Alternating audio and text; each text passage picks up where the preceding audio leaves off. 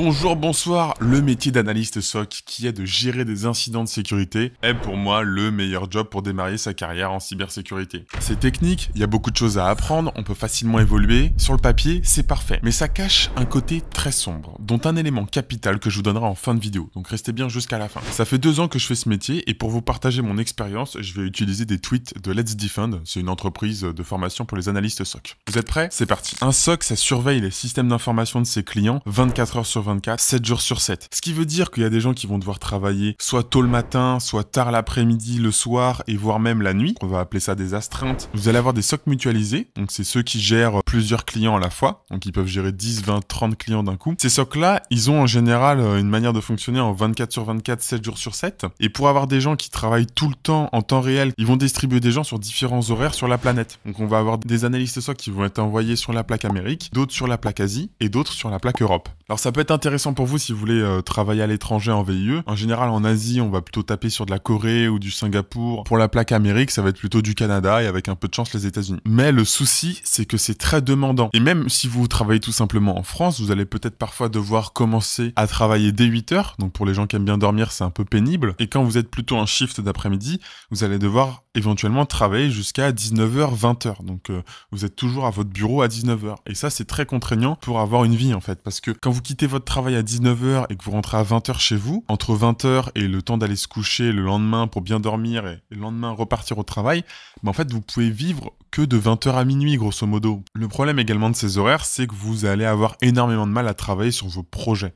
Parce qu'en général, la cybersécurité, c'est plutôt une passion. Et donc, quand vous rentrez chez vous, vous allez avoir envie de développer vos projets en cybersécurité. Vous allez avoir la flemme de vous taper des révisions pour des certifications sur le travail que vous faites toute la journée. Et ça, c'est assez compliqué. Point suivant. Le deuxième élément qui peut être un peu décourageant, c'est que les hackers, les pentesters, les auditeurs, les personnes qui attaquent réussiront toujours dans n'importe quel système à passer. Il existe quasiment aucun système sur Terre où un hacker ne peut pas passer. Les seuls qui existent, c'est des systèmes étatiques ultra sécurisés où il faut montrer ses couilles. Et à passer toutes vos journées à essayer de défendre, à essayer de contrer des cyberattaques, vous allez juste vous rendre compte que les hackers, ils peuvent tout le temps passer, peu importe ce que vous faites. Votre seule utilité finalement, c'est de répondre le plus rapidement possible quand vous détectez quelque chose. Et donc vous allez vous remettre en question et vous allez perdre petit à petit un peu le sens qui faisait votre métier. Vous pensiez bien faire en défendre des entreprises et vous vous rendez compte que vous n'êtes pas si utile que ça. Donc en fait c'est intéressant sur le plan technique, c'est utile oui parce que vous prévenez des attaques, mais un vrai hacker, une vraie attaque passera toujours. Avant de passer au point le plus important, le troisième point, c'est le problème des sandbox. Quand on est analyste, on doit toujours analyser des URL, des pièces jointes, des fichiers malveillants, des binaires. Comme on en a beaucoup à faire chaque jour, c'est impossible de tout faire à la main. Donc une sandbox c'est un environnement préfet qui imite un environnement réel, mais qui est sécurisé, du coup dans lequel on peut déclencher n'importe quelle charge malveillante. Et en général, on va utiliser des outils qui vont automatiquement dans la sandbox analyser ce qui se passe dans cette machine pour nous donner des indications. Et très souvent, dans les SOC, vous allez avoir ce gros problème de sandbox qui tombe en rade, qui ne fonctionne plus, et où la licence a expiré, etc. Et sans sandbox, vous êtes un peu foutu parce que vous devez faire un peu à la main. Et il y a toujours ce sujet de « j'ai une URL malveillante, comment je teste une URL? Est-ce que je la teste sur mon PC directement? Mais dans ce cas-là, ça va leak mon adresse IP aux attaquants, etc. Est-ce que je la teste vite fait dans une VM? Mais dans ce cas-là, ça va leak d'autres éléments. Le lien, il peut détecter ma VM et du coup, ne pas m'afficher vraiment le vrai site de phishing ou que sais-je. Et donc, en fait, ça complique tout. Allez, on passe au point le plus important. Ok, alors j'ai dit que c'était le meilleur métier et le plus simple pour commencer la cybersécurité, c'est vrai, je le crois, mais au bout de 6 mois, vous allez avoir une phase ascendante de 6 mois où ça va être l'extase, vous allez apprendre plein de choses, ça va être incroyable, mais au bout de 6 mois, vous allez péter votre crâne, parce qu'en fait, quasiment toutes les alertes que vous allez traiter, c'est ce qu'on appelle des faux positifs, c'est-à-dire c'est des actions bénignes qui déclenchent des alertes de sécurité, et qui sont pas du tout des attaquants. Et donc vous allez passer vos journées à traiter des alertes qui proviennent d'utilisateurs lambda. C'est-à-dire que toute la journée, vous allez avoir un administrateur qui va exécuter du PowerShell et ça va déclencher Suspicious PowerShell Detected, Suspicious PowerShell, Suspicious PowerShell, Suspicious PowerShell toute la journée. Toute la journée, on va vous demander de justifier, de prouver que c'est pas malveillant. Et vous êtes là, mais je sais pas, c'est du PowerShell métier, c'est un compte de service qui exécute ça, c'est exécuté tous les jours en boucle. Si c'était malveillant, on serait au courant en fait. Et vous allez devoir quand même faire des mails, quand même faire de l'investigation, faire des mails de levée de doute pour demander « Bonjour administrateur, est-ce que c'est toi qui as vraiment fait ça ?» Et lui va vous répondre « Oui, c'est moi qui ai fait ça. » Et tous les jours, et donc en plus vous allez saouler les gens à qui vous allez demander tous les jours pourquoi ils font ces actions-là. Et donc vous avez un très très gros problème de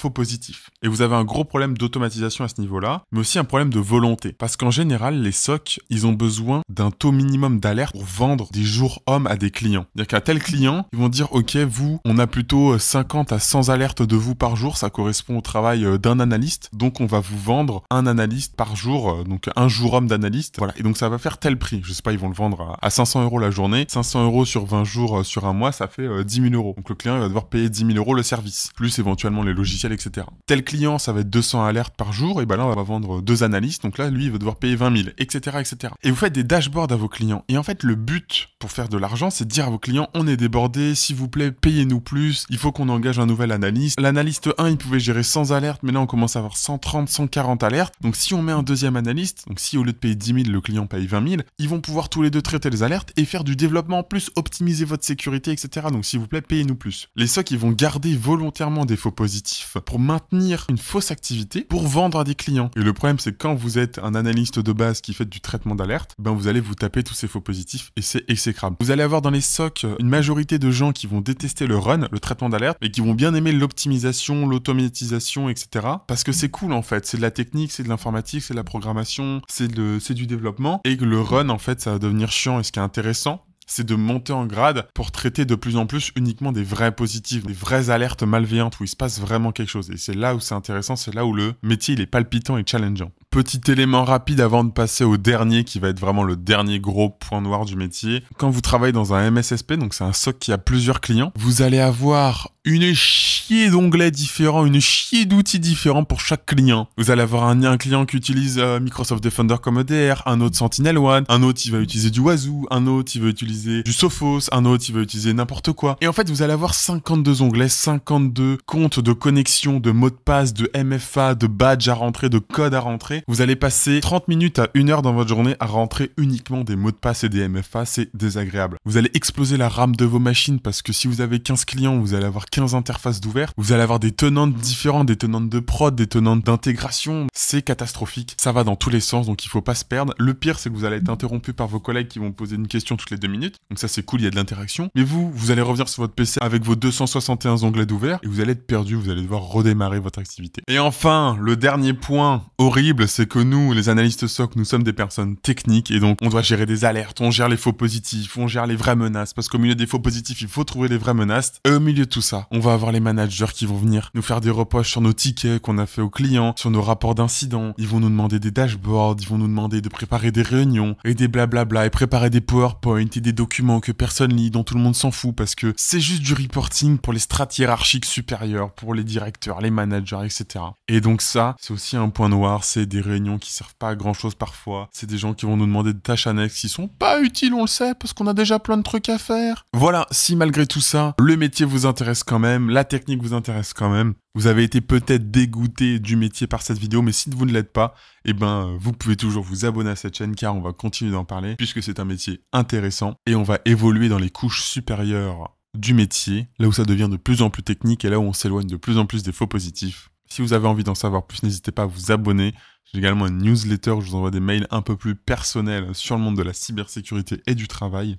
Et puis voilà, nous on se retrouve une prochaine fois pour une prochaine vidéo.